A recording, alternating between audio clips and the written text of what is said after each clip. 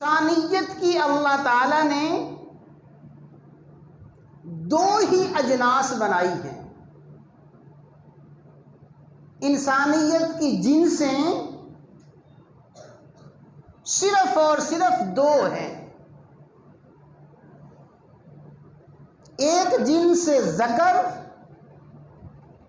اور دوسری جنس نسوانی۔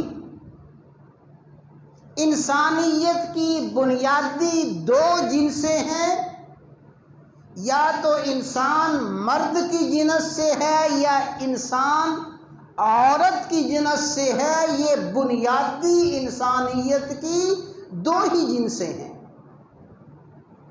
بڑی توجہ کے ساتھ، انتہائی غور کے ساتھ یہ باتیں سماعت فرمائیں۔ انشاءاللہ العزیز قرآن و سنت کی روشنی میں یہ باتیں عرض کی جا رہی ہیں، اور موجودہ حالات میں ان باتوں کو سمجھنا بہت ضروری ہے۔ بھائی انسانیت کی جنسیں کتنی ہیں جی؟ دو ہیں،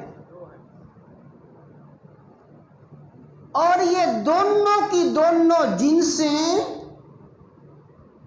غیر اختیاری ہیں۔ انسانیت کی جنس تذکیر اور جنس تانیث، یہ دونوں اجناس غیر اختیاری ہیں۔ کیا معنی؟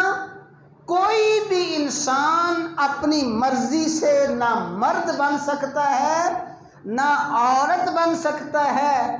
اللہ تعالیٰ اپنی مرضی سے، اپنی قدرت کاملہ سے جس نطفہ کو چاہیں تذکیر کی صفت عطا فرما دیں، جس نطفہ کو چاہیں تانیث کی صفت عطا فرما دیں۔